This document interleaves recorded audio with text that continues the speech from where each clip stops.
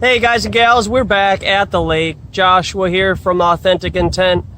Thanks everybody for stopping by today for another episode here in Minnesota, official state capital of Flat Earth.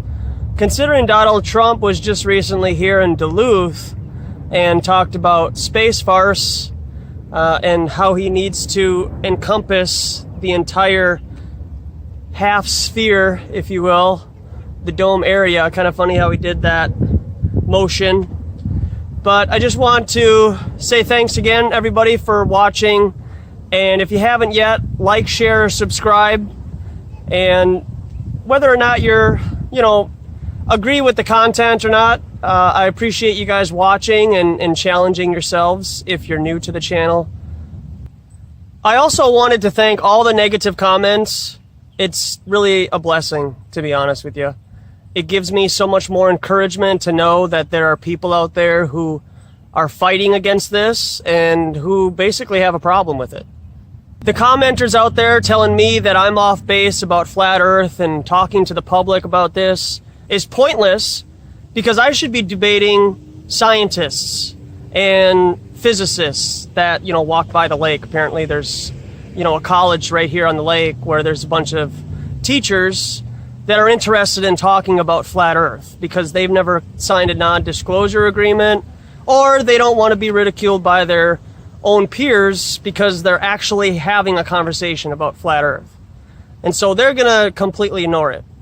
That is exactly why I'm here. So again, blessings, and thank you so much for all the negative comments coming in. Obviously the views on the videos the last couple of weeks have gone up, and that's only because of you guys out there commenting on the videos, being active, voicing your opinion, positive or negative.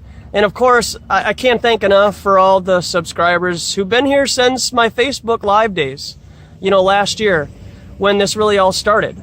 And I hope that I have encouraged you, and I hope that I have done Flat Earth in your eyes well, and promoted this to the public anyways, and taking it off the internet, because that's really what was my goal, is to present it to the public, because they are the ignorant ones. They're the ones that are oblivious to this conversation. It was a burden for me to have to come out here on a regular basis and talk to the public, hear the bad words that they're going to call me, quote, debate them, and just hear them out about why they believe what they believe. And it's really encouraging to have them also be interested in the topic themselves. So kudos to the energy harvesters out there who continually post comments on the videos. Clearly we're being effective with this message here in Minnesota and across the firm, immovable earth. Over the pond, a lot of people are doing great activism stuff, especially this weekend. The UK, they're going to have at Speaker's Corner a big gathering of flat earthers over there, so I'm encouraged to see the film and the conversations that go on there. So I don't want to keep this intro too long, but I just want to say thank you everybody again. It's windy, as you can see. It's always windy here. Yesterday was an exception. It wasn't too windy. And here's what we were able to accomplish setting up the signage. Kept them separated today. Hanging up these people are laughing. They think it's a funny joke, but it's funny till you research it. Tie down this sign here and keep them separate so that we can cover more area. A little tag team action. Tied it up here, then we'll just pan around. So here's the couple of paths that intersect with each other, and then we got all the cars. I got my chair that I'm sitting on taped with Research Flat Earth, so people on the bike get to see it as they bike by. And here's the other sign, of course, tied up by jumper cables on the bottom. Why wouldn't we? It's Mary Poppins weather here, so just got to keep everything tame. So we'll just hang out here for a couple of hours and see how everything goes.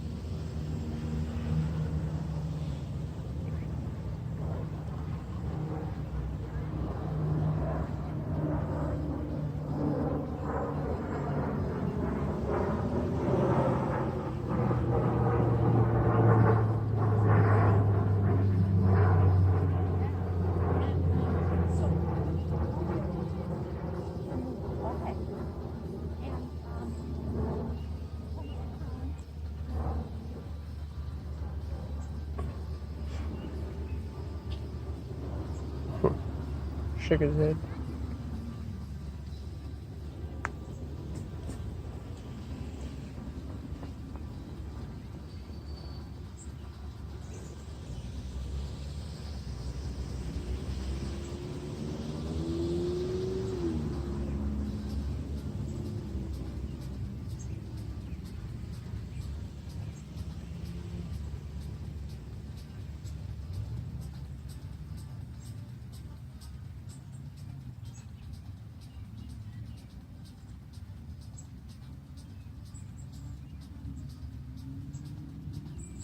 Got any questions, sir? No? I got some takeaways if you want to do your own personal study. How's your walk been today? Yeah, alright. Not bad, alright. That's good. Cool. Yeah, so that's my YouTube channel there in the black card, so... Yeah, it's worth checking on. Yeah, why not, huh? No hurting, no worries looking at both sides of the story, right? Right. Right? Yeah. I mean, as far as I know, it could be true. You never know, right? Until you look at it. Just like Jesus. Yeah, that's right. Cheers.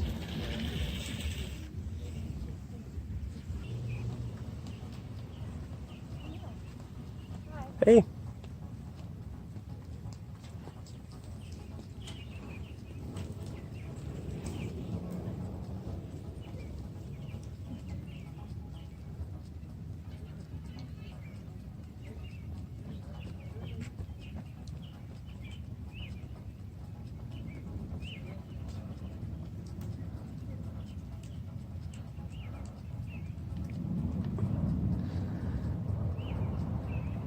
One thing I think when people are walking by like that in a group, where it's like two guys and two girls and, you know, they're probably married because they're obviously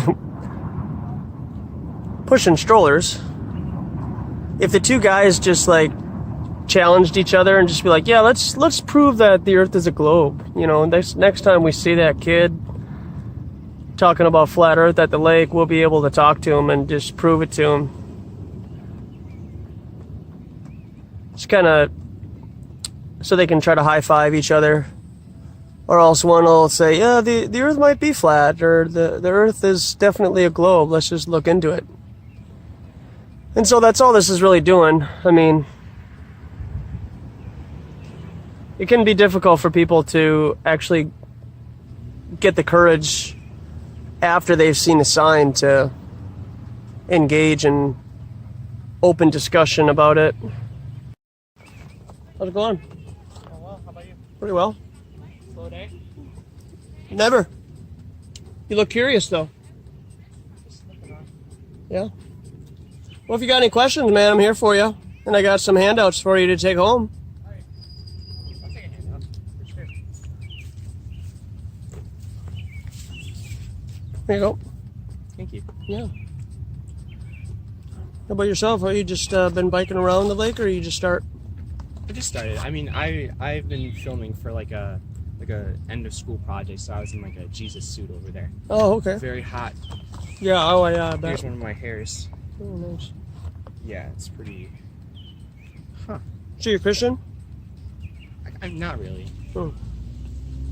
Must have been weird to wear a Jesus suit then, huh? No, it's just I don't know. No? I don't really have any feelings about it. Oh. It's just a suit. Mm-hmm. You have any feelings about outer space? Outer space? I think space is scary. Yeah. When I was younger, I wanted to be an astronaut, but then I realized that space is really scary, so then I wanted to be like a NASA guy. Uh-huh. Kind of deviated from that. I want to go into engineering, but What happened with the NASA thing? I just don't want to go into aerospace or anything like that. Oh, okay. How about yourself? Space is fake, and the only way that you have any idea of outer space is through Hollywood and CGI videos and pictures that NASA gives you. Yes, you're right. Yeah. I don't really thought about it. Well, where do you get I've your never ideas of outer space? I mean, why are you afraid? I mean, You're most right, people you're are right. afraid of the unknown, you know, but I mean, you're right. No, like I guess I've never really thought about that. All I have is Hollywood and NASA. right. Who knows if those are true? I don't know for sure. Hmm. Do you know for sure you live on that blue marble right there on the table? I mean, you got me there. Like, I mean, like obviously this is flat Earth, but Yeah. someone beat around the bush, but yeah, I mean, there's no like in my face proof about it. Yeah. So you wouldn't be able to prove to yourself you live on a ball? No. No. What's the proof for that it's flat? Water. Water? Yeah. What are the... Shot a little bit. Yeah, sure. I got a chair here if you want, or yeah. Hold the grass. Well, in our reality, what are the typical characteristics of a fluid like water in a cup, in a pool, a lake? Flat. It's flat, right? So how does that change on a scale when you have trillions of tons of water, like in the ocean? All of a sudden, it then can form into a ball, right? Just because it's bigger, it wouldn't change. Is that what you're saying? Yeah, yeah. But the magic of that is gravity, right?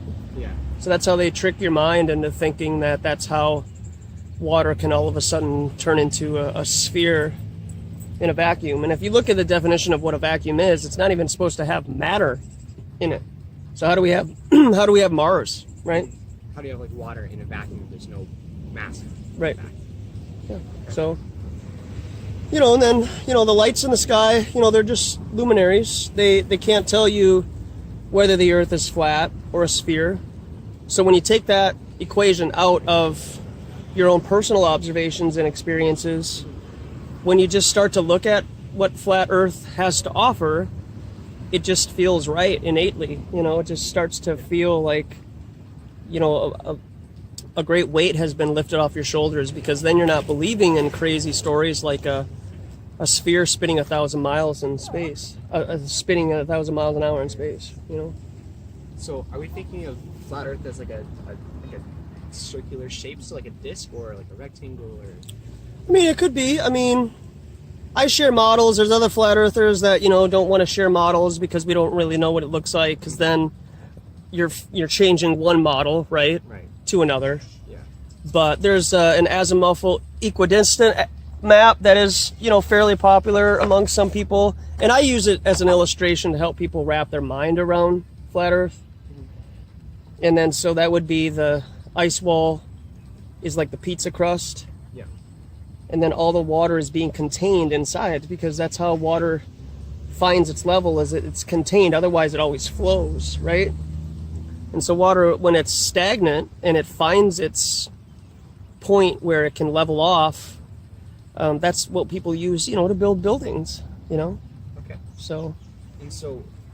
And beyond the ice wall is we're back out into like space? Or No, it's, no. So the concept would be getting outer space out of your mind completely. Okay. So there's no disk floating in space. That would be something that the Flat Earth Society would promote. And they would say that we're on a disk that's escalating 9.8 meters per second. That's how that's how gravity is created. So they still won't even get away from gravity. Right. And that society is rumored, and it has some funny things with it, to be a military operation to just kind of distract people from the truth about flat Earth, And so if you were to climb over the ice wall, for example, like on Game of Thrones, right? Okay, yeah. And you get the resources to get up over that, 300-400 foot wall. Some flat earthers think that it's a dome. And so like if you were to travel, let's even say 100 miles, you'll run into a dome, like Under the Dome, that TV show. I don't necessarily agree with that. I mean, I'm not going to say I don't. I mean, I'm not going to say like yes or no, because I've never been there before, but neither has anybody else. Right. So I like to think that since our Creator is an infinite being, that the land and the water goes on infinitely, and we're just contained in this area. I have some material, man. If you want to walk away, you can hang out, man. Yeah.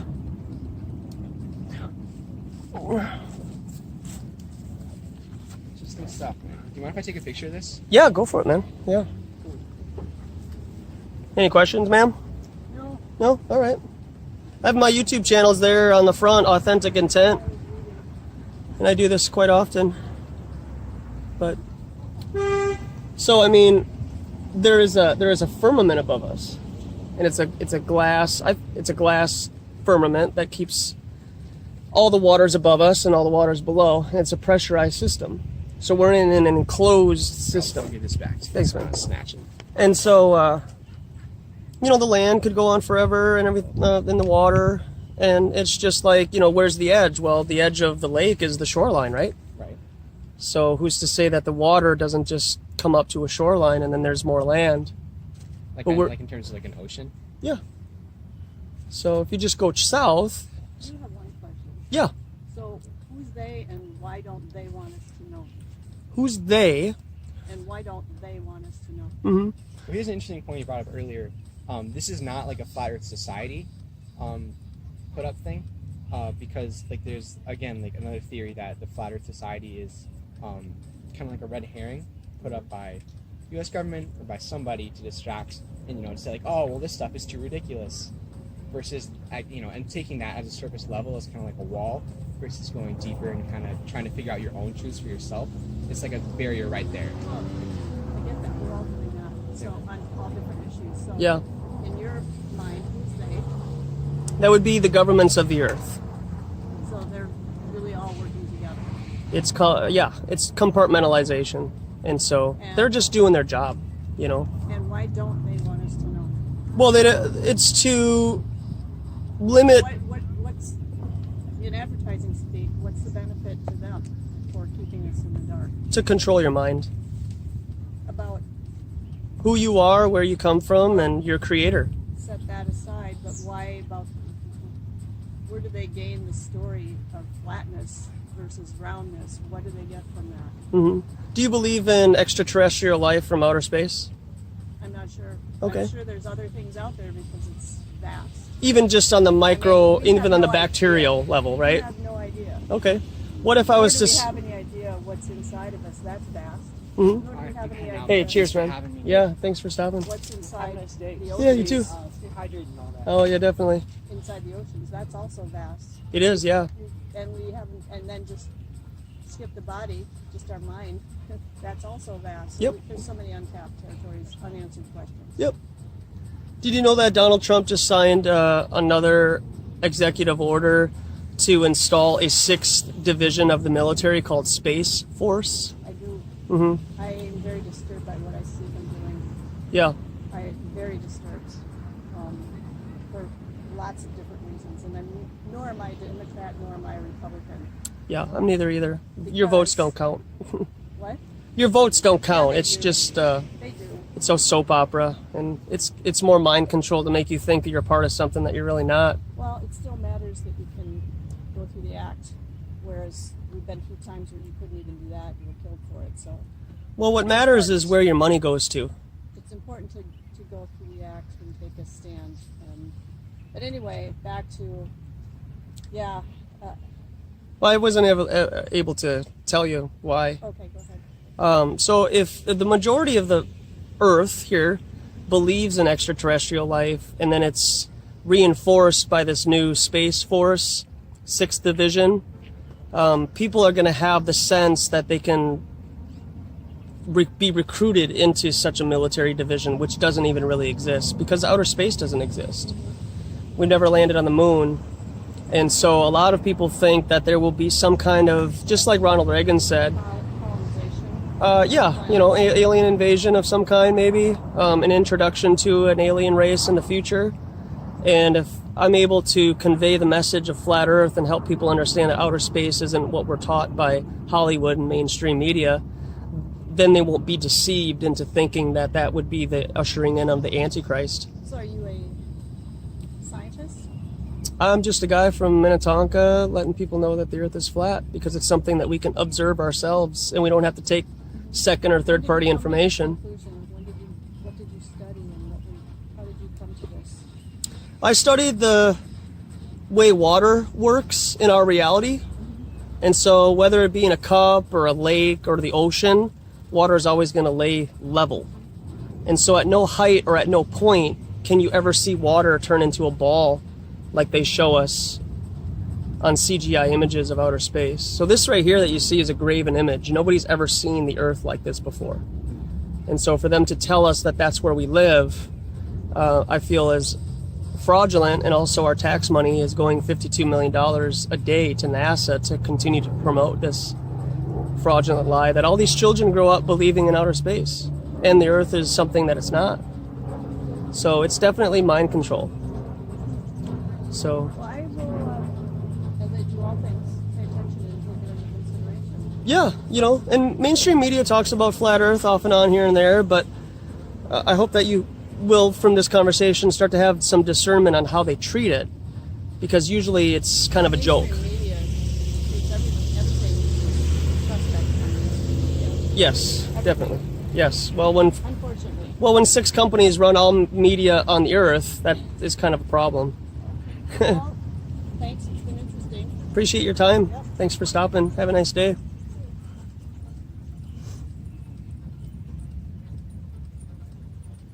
Try to juggle people. This young guy, he had some good questions, and I hope I addressed them, but you know, they gotta go on their own, right? It's like letting your kids off to college. You know, that's kind of how I feel sometimes. You know, I can't sit here and talk to somebody for, you know, an hour and try to, quote, convince them. You know, it's just really gets to that point where you're just like, okay, I think I've provoked your mind enough. I think you're interested enough to kind of go on your own, and hopefully, you know, you're led in the right direction to see the truth in this reality. And that's what I hope. How you guys doing? Pretty good. Good. You're this flat, all right?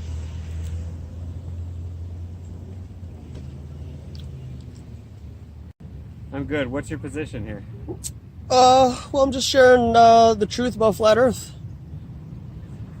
Does that mean that you think the Earth is flat, or that we live on a globe?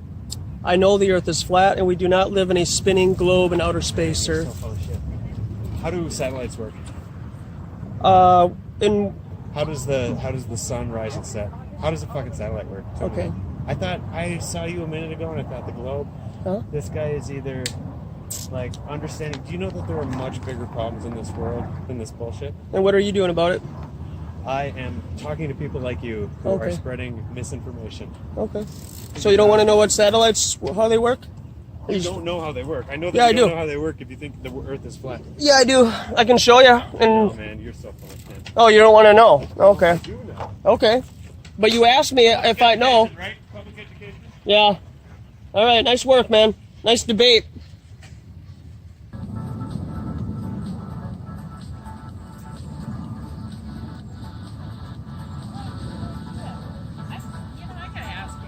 Yeah. I got some takeaways here for you too. What are you doing? Oh, just promoting flat Earth. Cool. Yeah.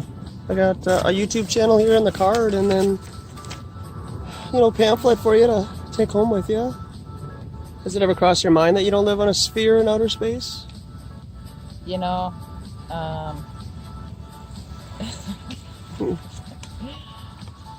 so what are you investigating?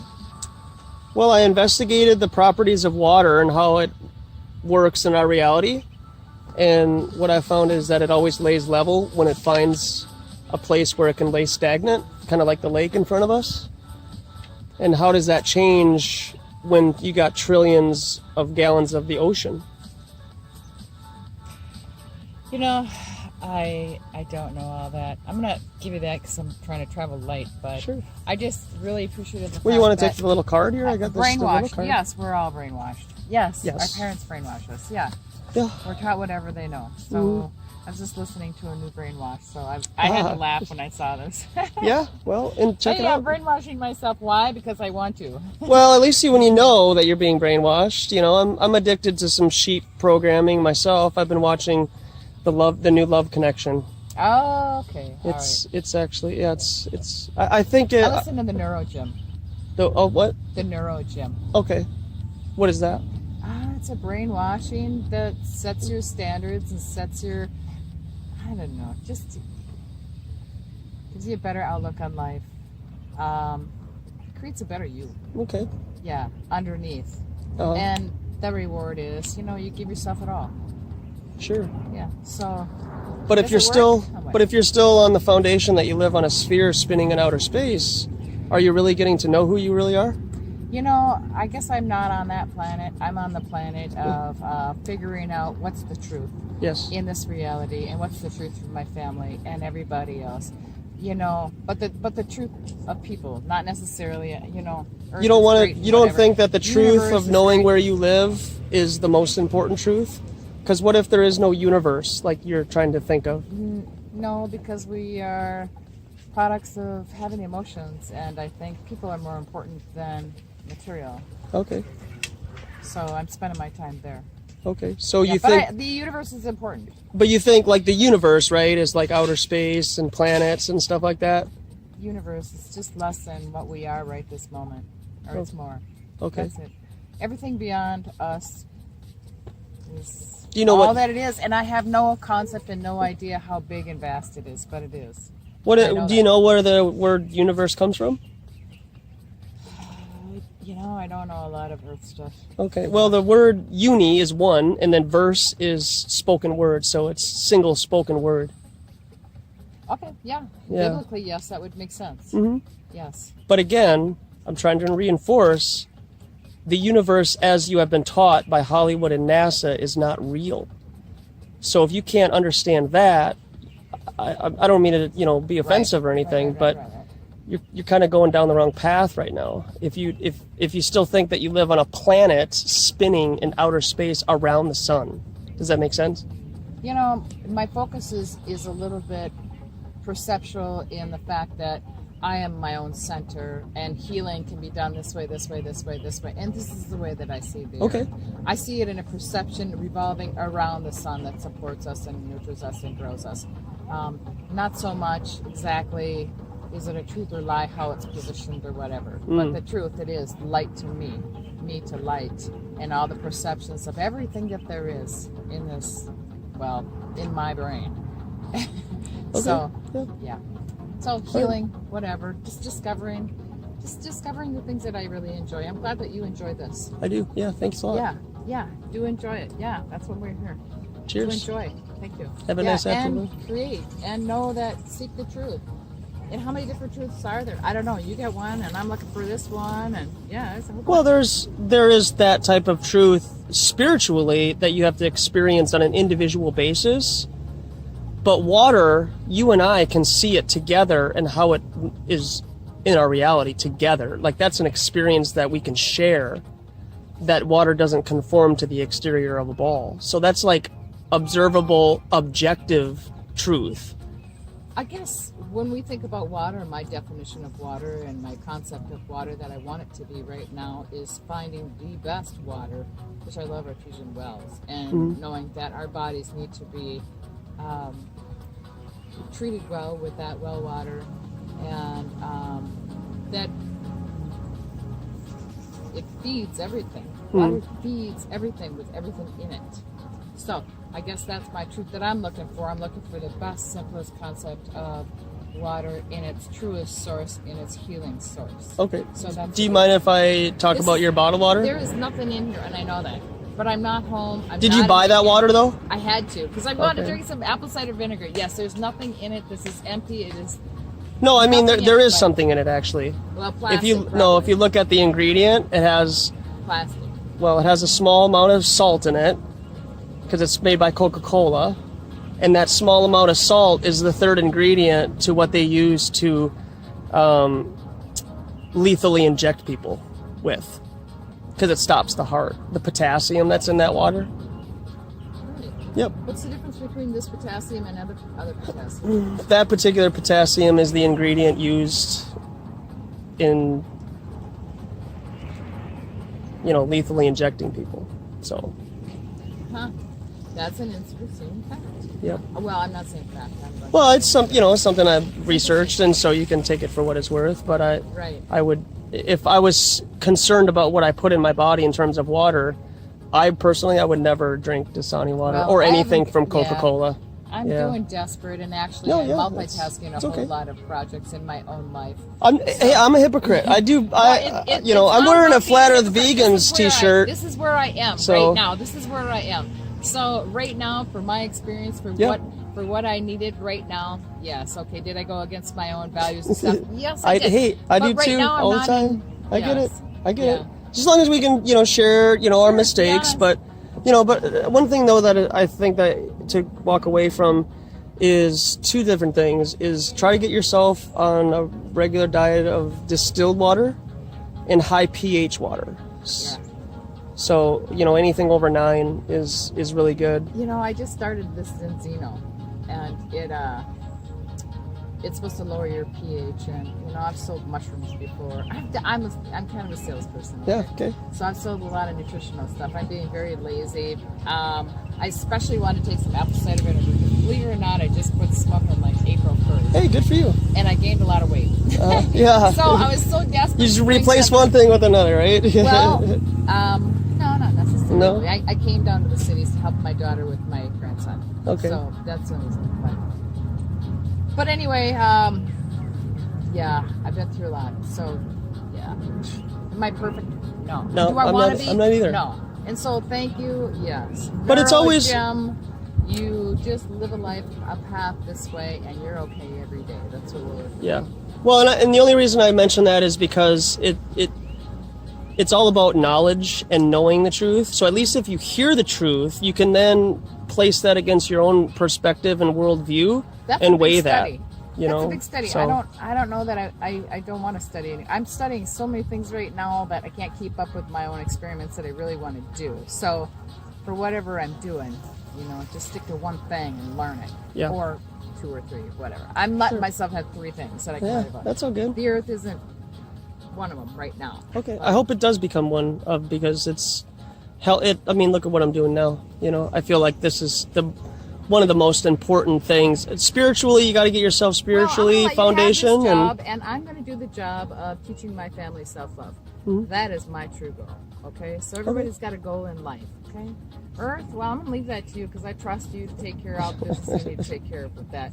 Okay. Sure. I'll hear you when you come around. For me, I'm just focusing on this direction and seeing what I need to do to change the next generation so it's a better generation. That's what I'm doing. Cheers. And what's your name? Leslie. Joshua. Nice to meet you. Hi, Joshua. Nice to meet you. Yeah.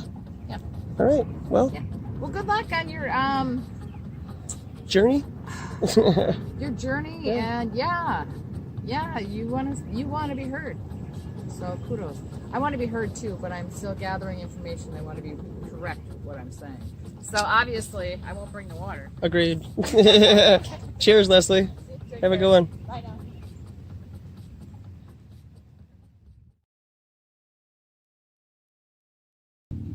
Is that a joke? I'm sorry? Is this a joke? The globe Earth is a joke, sir.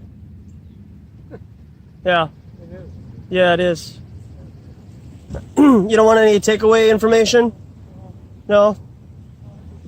All right, when you ever landed on the moon, sir, wake up, man. Come on. Santa Claus isn't real. Neither is NASA. You're delusional. But, yeah, I kind of trust that there's lots of misinformation out there. There is. Yeah. Out of curiosity, you're saying the Earth is flat? Yes, ma'am. Yeah. I have some takeaway information if you want. Food takeaway? Yeah, right? Cheers. You just spend more time, spend a little time getting to know the farm animals. Yeah. Watch chickens playing, America the Beautiful. Yeah. They're cool. And cows, petting and interacting with them. Pigs are really smart. Mhm. Spend 3 hours, foraging to build nests for their young. They're really good parents. Yeah. They're really abused. Really, really bad. Yeah, that's one of the, another thing too, other than the abuse, but, I mean, if you raise them yourself and you have your own land, Yeah. and you're really conscious, that's a whole different. The metro is so big. the GMOs and the Oh, my chemicals they put in animals nowadays, it's just, It's horrible. All the boys with man boobs.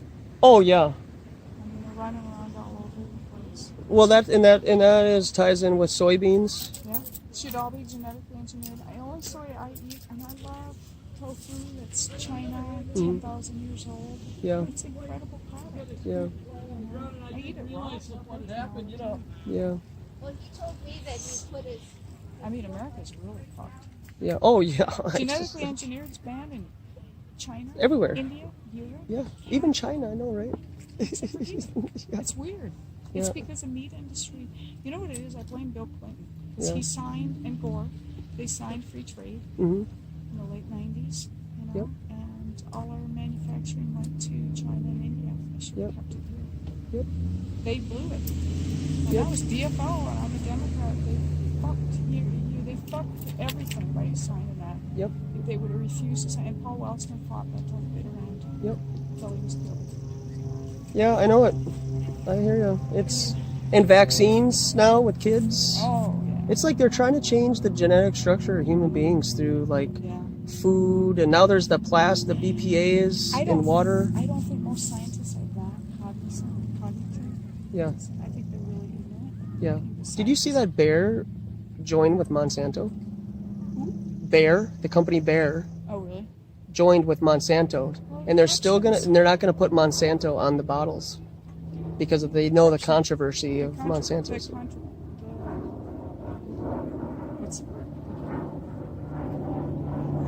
What's the word? Corruption. Oh, corruption, It's yeah. so rampant Yeah. here. But Iowa's destroyed. Mm-hmm. 90% genetically engineered corn and soy. Yep. Bugs can't even survive. Oh, I know, right? Yeah, and bees are dying now. The bees, the monarchs, it's all of those. Yep. It's really sad. It's really hard. Yep. I don't know what to say to people your age. You're not going to win the fight here. It's almost like I can't even tell. Maybe go to the western part of the U.S. or Vermont. Yeah, I lived here though my whole life, so it's like fourth generation, but you know yeah. what? Fourth generation Minnesotans fought, and we have a flood of people coming in here. Yep. We got 50,000 transplants coming in for the water and the resources, and they don't care Oh yeah, I know, right? about anything No. but themselves. Well, nobody cares. Nobody cares about those streaks up in the sky, chemtrails. No, they don't. Nobody They even don't. And thinks to I investigate gave that. myself for decades of political organizing, and I'm telling you, it's very lonely work, and most people don't care. They're not into intellectualism, Yep. and you have to defend yourself. Yeah. Oh yeah, right. I'm older, so I don't. And you got to be part of committees. You got to have your lobbyists for you. And if you don't have the right lobbyists, what are you going to do? You can't do anything. You're gonna probably see Plenty get back in. Yeah. He's a big lobbyist, and they will fuck the workers and the intellectuals both. Yep. They don't care. He's a really weird guy. Dayton cared, but he's so I don't know. Luke. Yep. He's so medicated.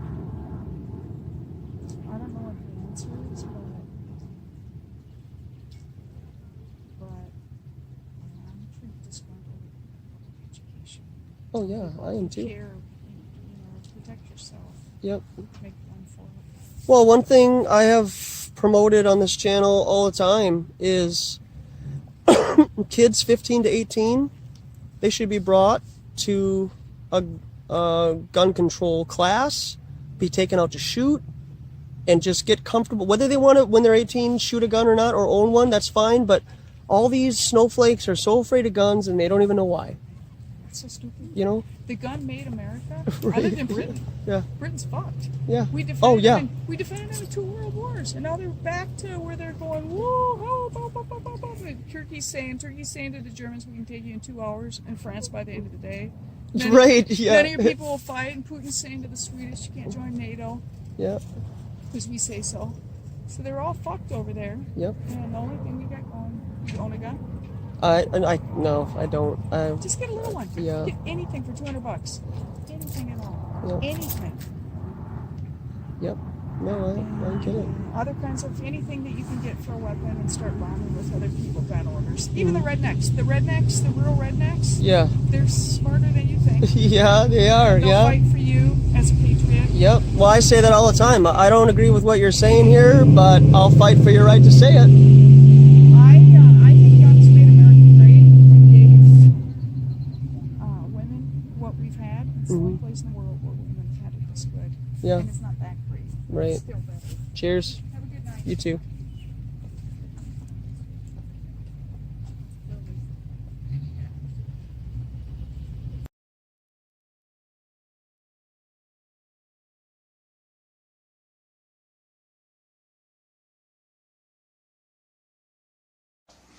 Hi, I'm Brian Mullin, and this is Balls Out Physics, Episode 4, the ISS, Satellites, and the Thermosphere. When I first started researching Flat Earth theory, one of the first things I had to accept, if I was going to even think about the possibility, would be that NASA and all of the photographs or composites, as they are actually called, or in video, whatever you want to call it, from space is fake. And I mean, that's a giant leap you have to take to to accept something like this, or to even consider it.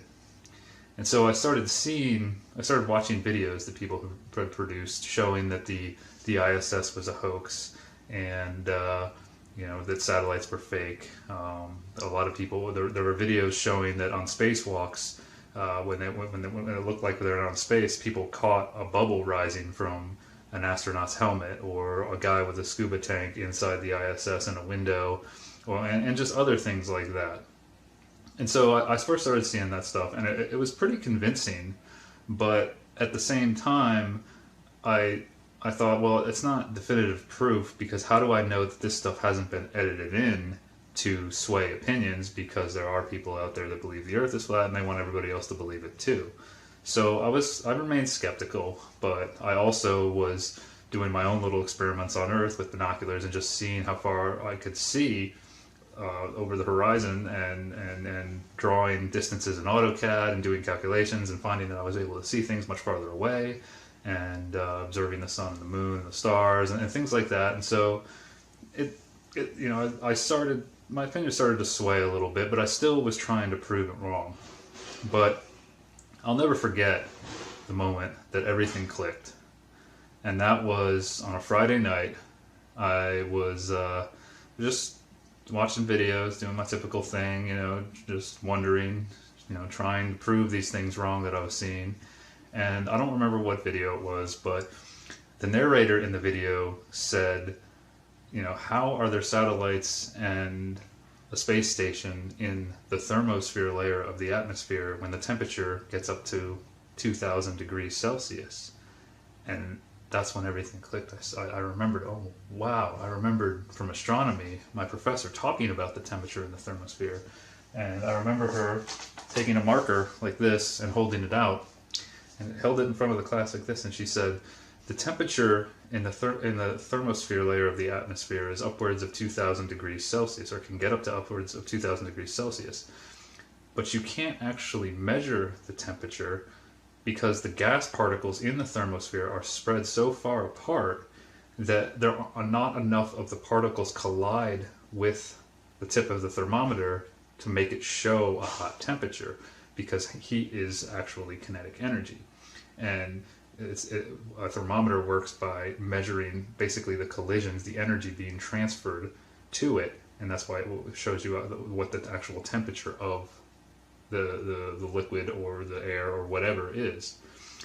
And so I remember sitting in class and thinking to myself, well, how did they measure the temperature in the first place? How do we know it's 2,000 degrees Celsius if you can't measure it? And I thought about maybe thermal imaging or something, but still you have to be measuring that kinetic energy. So it didn't make sense to me. But at the time, I didn't put two and two together and realize that that's where the majority of LEO, which are low Earth orbit satellites, and the International Space Station and the Space Shuttle used to be.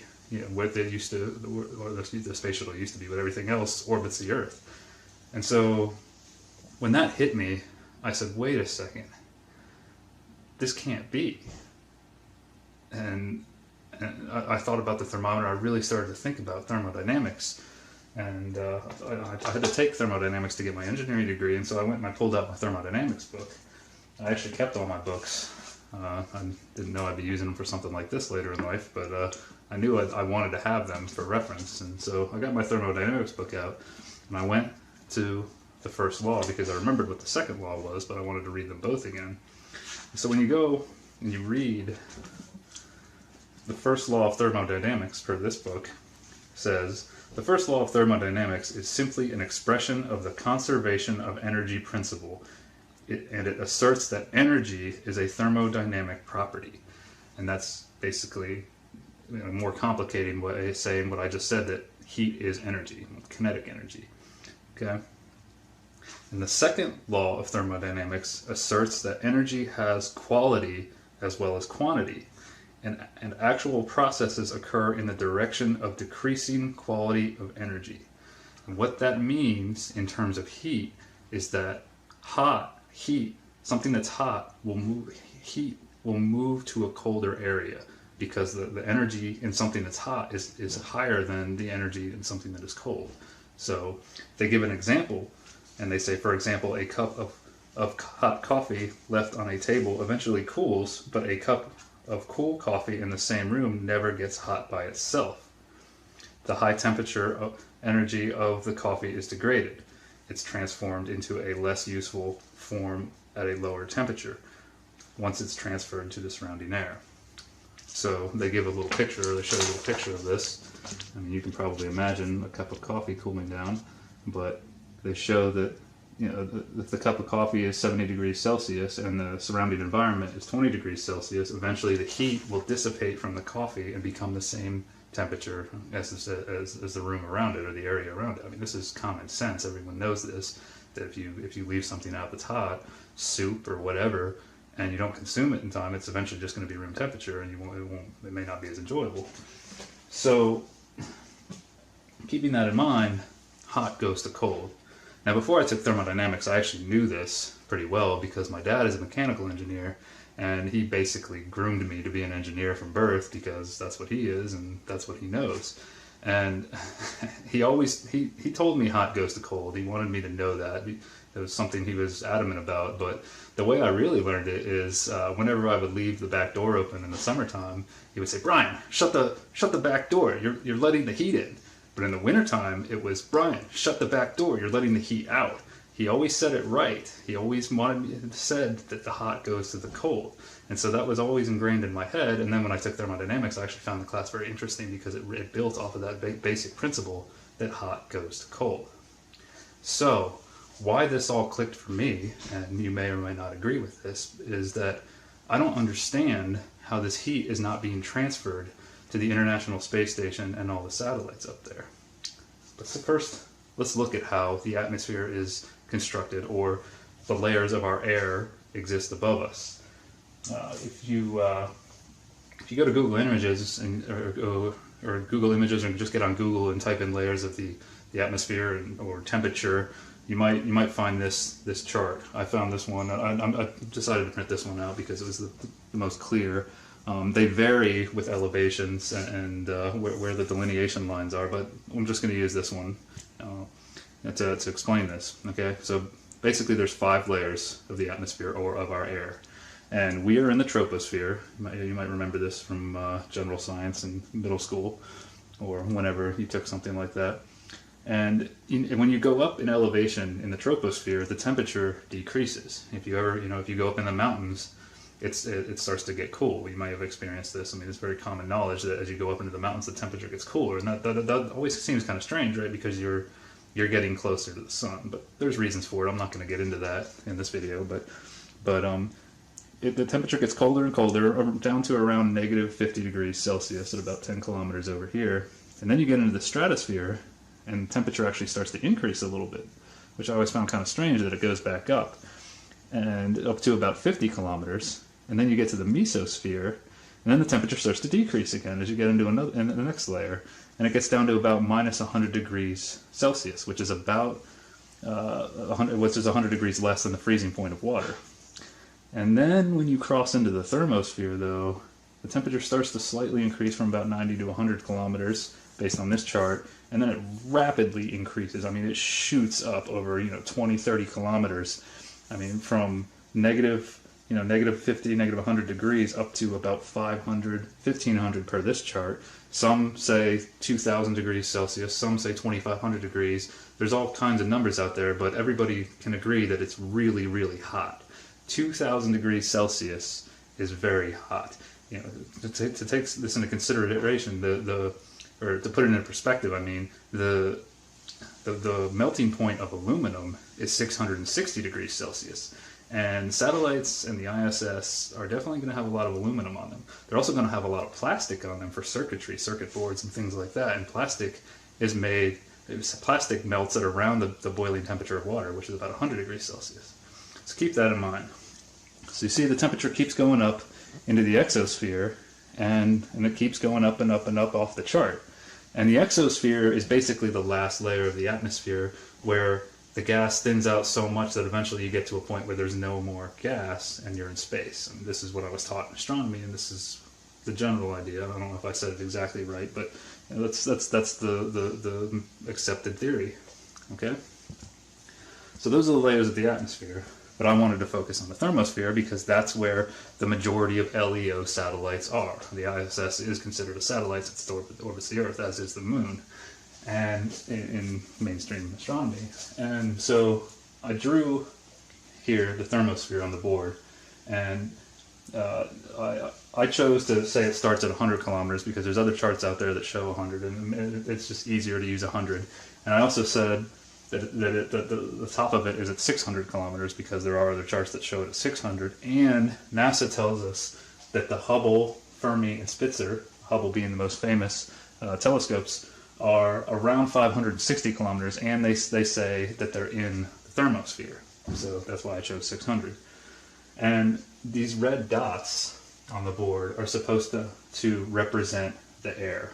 The gas particles, which basically the atmosphere up there, okay, and red because they're hot, and I've also got the ISS and satellites up there, and down here I've got the lowest LEO, which is supposed to be around 160 kilometers, and there's supposed to be thousands of satellites out there, so there's not just one down there, there's multiple, but this is just a representation, obviously not the scale.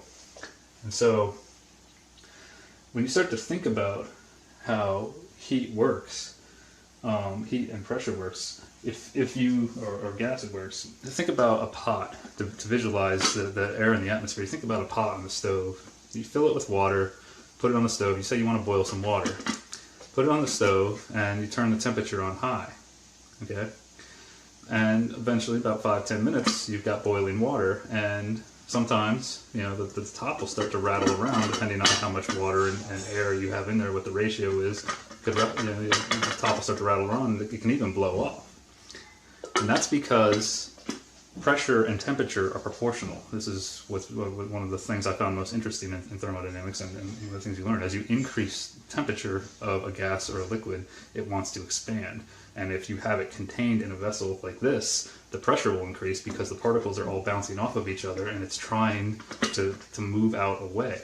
So I tried to illustrate this, that at the lower temperatures of the thermosphere, the air is going to be more dense. If you see, I've got more dots down here than I do up here because the gas starts to try to expand away from each other because it's hot. The hotter it gets, the more the particles want to get away. Okay? But the particles are so far apart where all these satellites are that there's not enough of them colliding with the satellites and the ISS and everything to make them melt. That's basically what my astronomy professor said with the thermometer example, and this is the general accepted excuse or reason for why these satellites aren't melting and why astronauts aren't burning up, and that's it. Okay, and so it kind of makes sense. Someone pointed out on my channel, he made a pretty good comment. He said, well, what if it's like an oven? When an oven's hot, you put your hand in the oven, and your hand doesn't burn up immediately. You can put your hands into the oven because the air is pretty spread out. But if you keep your hands in there, eventually they will start to cook. Okay, and I thought that was a good example, and it made me really start thinking about this. And I thought, well, if something's hot, to keep it hot with a surrounding cooler environment, you have to keep putting heat into it or energy into it to keep it hot. So going back to the pot example, the pot's on the stove, the lid's rattling around. You say, oh, the lid's going to blow off, so you turn the temperature. You just turn the dial off, turn the heat off right away, and usually the lid stops bouncing around pretty quick, and the pot and everything cools down pretty fast because the room temperature air around is so much lower. And that gets into potential difference. The lower the temperature, the more mass around something that's hot, the quicker the temperature can dissipate to the surrounding environment, okay? So I started thinking about the thermosphere in this sense, and all these red particles, or these gas particles, the red dots representing them, something's got to keep them hot, right? Because space is supposed to be cold, very cold, because there's nothing out there.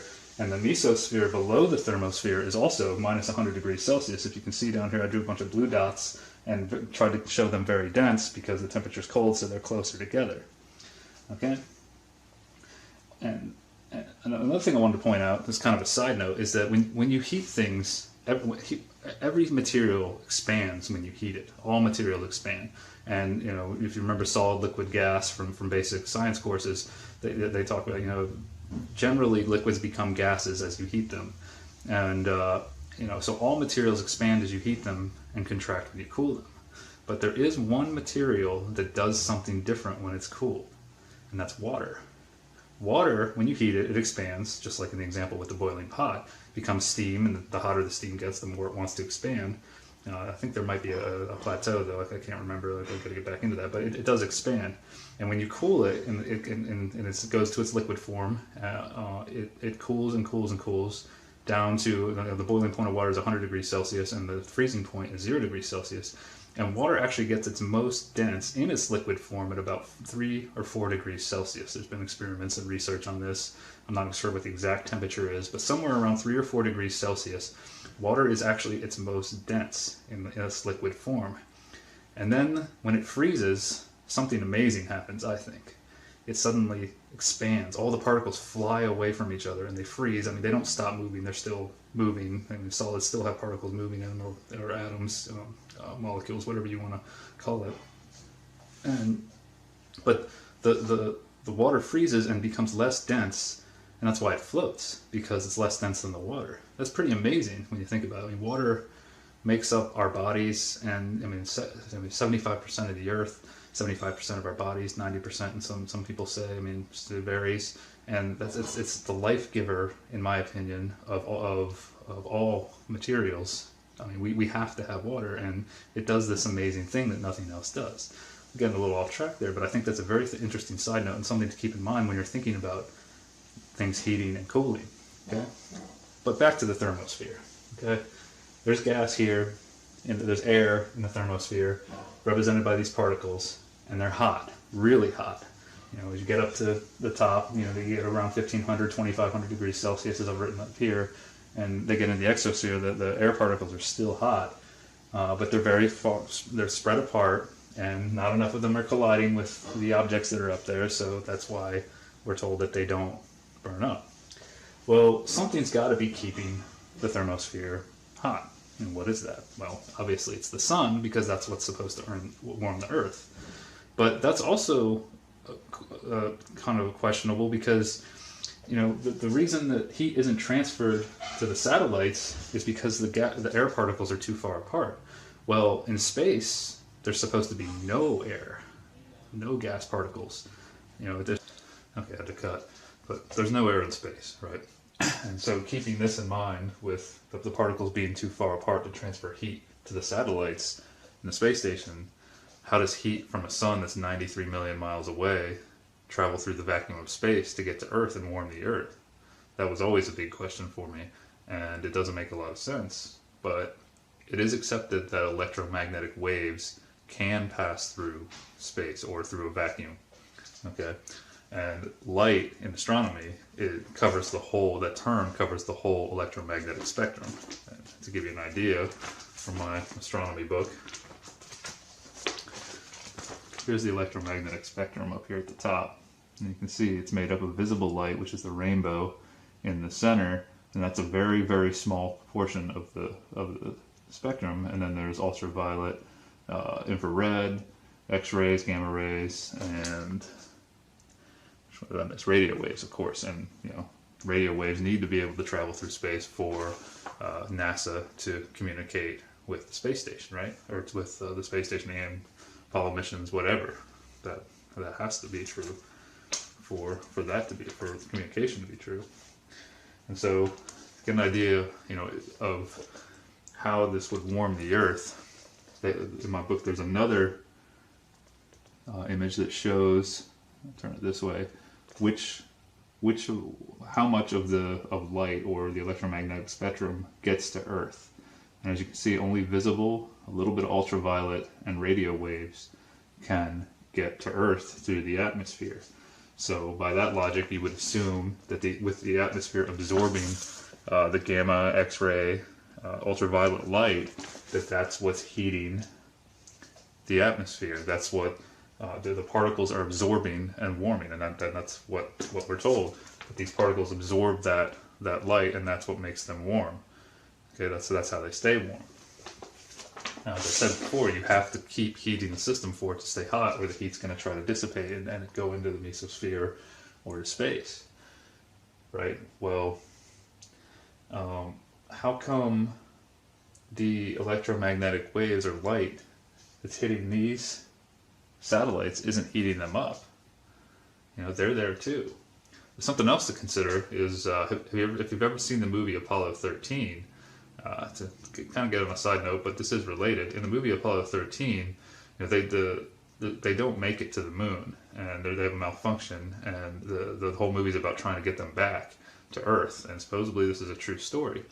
Well, in the movie, on the way back, they're running low on battery power, and to conserve energy, they turn off the heater, and then all of the astronauts get very cold. Well, if you think about that, if the spaceship or the Apollo 13 ship is between the moon and the Earth, it's being bombarded by light. It's not shielded by an atmosphere or anything.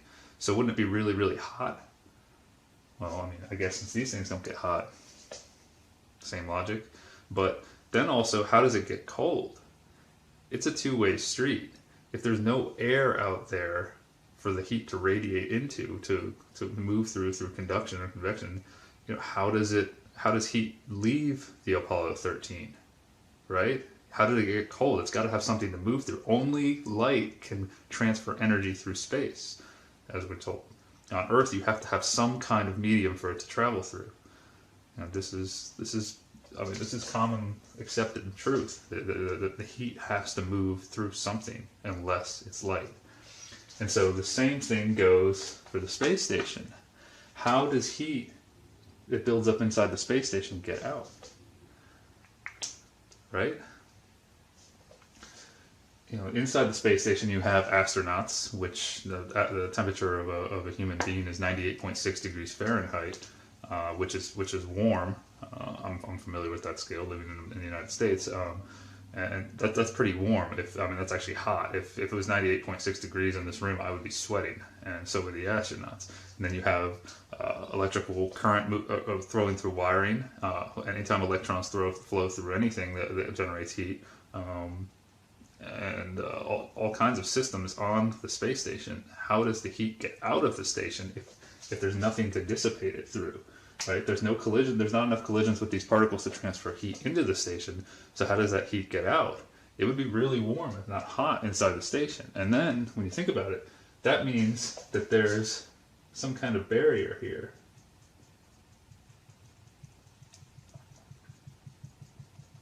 Around the station that doesn't allow, basically invisible barrier is formed. There isn't a barrier there. An actual, a theoretical imaginary barrier is there that doesn't allow heat in or out because it's a two-way street, like I said. So how does this work? They have to have a set temperature before they even get into the thermosphere. It has to be a nice, room temperature in the United States is usually 72 degrees Fahrenheit. And they look like they're in an environment like that when they're on the space station and wearing collared shirts and pants.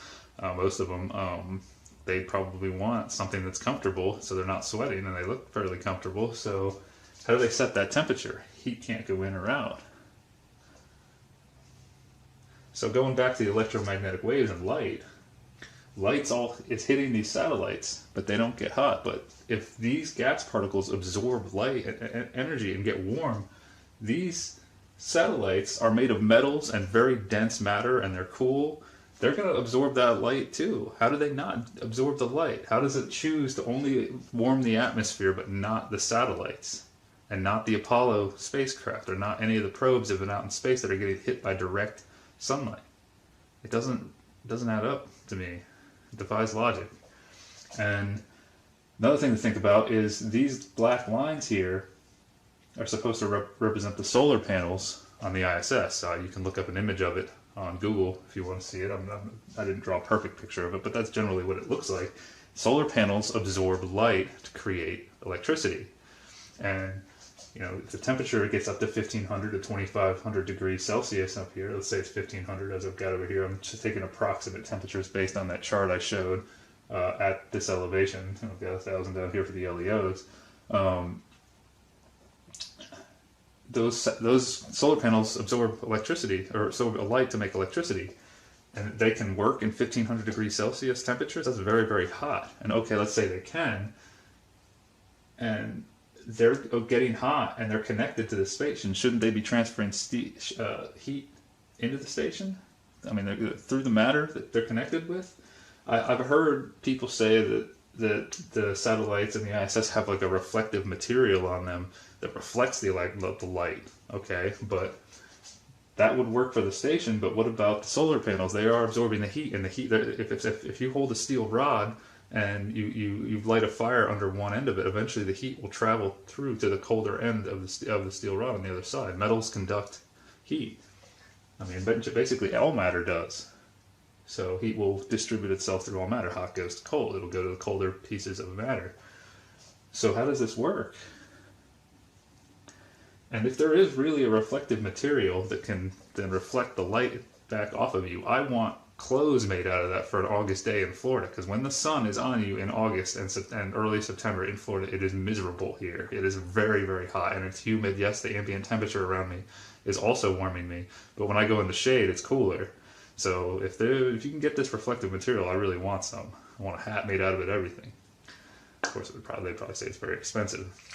So this, in my opinion, defies the second law of thermodynamics. And we write laws. Science says something's a law.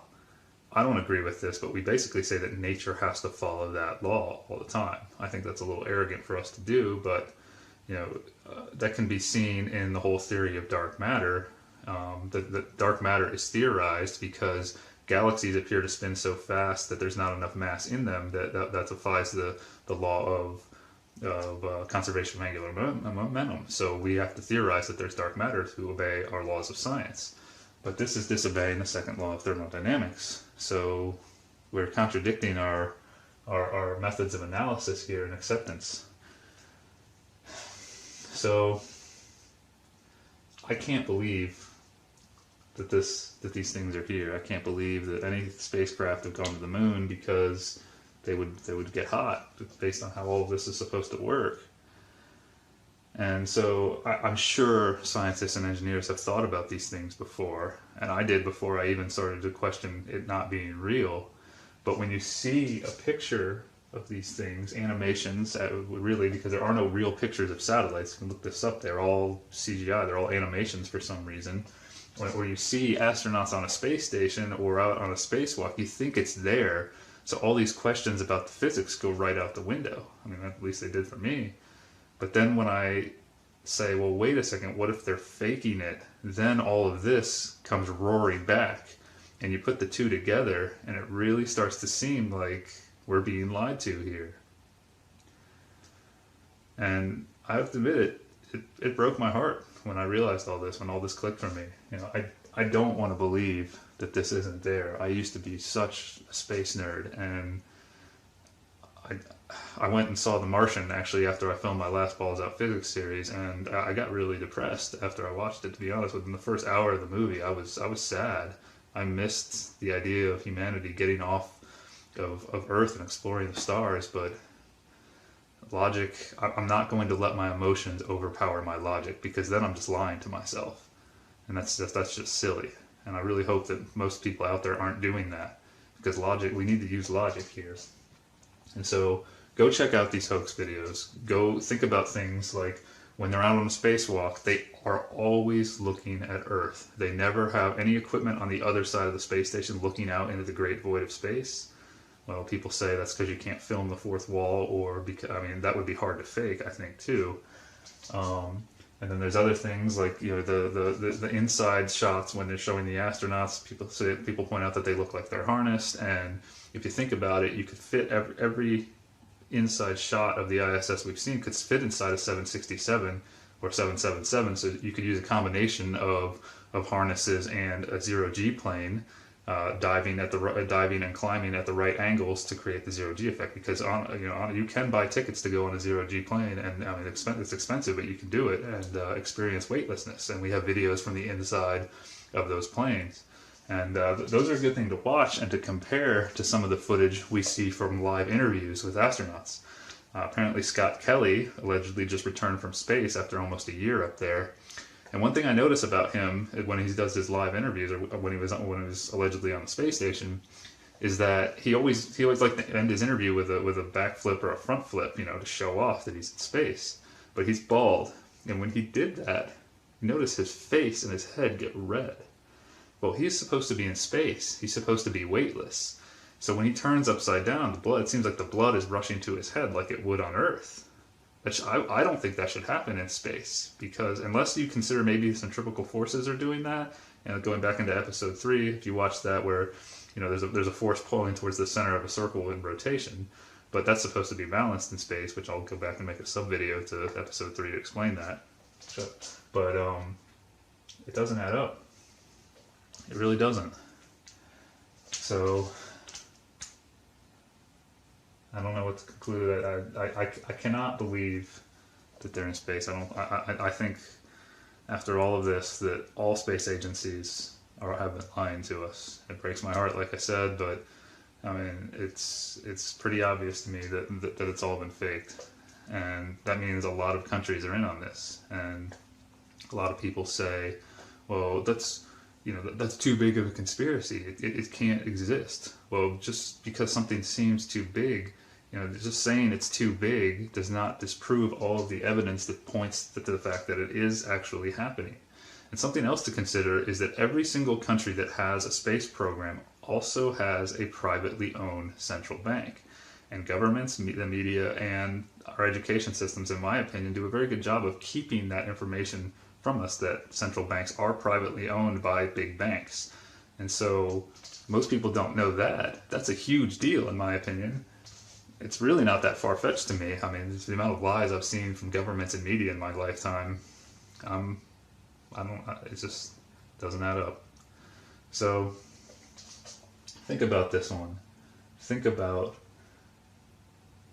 this being real or not. Ask yourself, do you really think they're up there? Go watch ISS footage. Go look at pictures of satellites. Ask yourself why, when they're out on spacewalks, they never see the thousands of satellites that are supposed to be up there. You never see one go whizzing by. Or why they never, when they're inside the station, they don't show off more and show us the void of space from inside the station with a camera looking out. There's just not enough. I don't see enough to believe it's true. And then the physics is defied. So whether the Earth is flat or a sphere or concave, I don't know that really at the moment. I'm still working on that. I don't know if we have a working model of our world at all. But I know for sure that space, that men in space, human beings in space, is a lie. I don't think they've ever been there. And you may disagree with me, and that's fine, but make sure you prove it to yourself that they are there or they aren't there. Okay? Like I said, I don't want to believe it, but I have to follow logic. So, until next time, let's keep pushing for truth on this. And, one more thing I want to say is, last year NASA's budget was over $19 billion. And until we get some really good answers to these questions, I don't think we should be giving them that much money every year. And with $19 billion, you could easily fake this. It would be a lot easier to it would be a lot more cost effective to fake this and have a lot more money left over than it would be to actually do it. So, until next time, think about all this. Peace.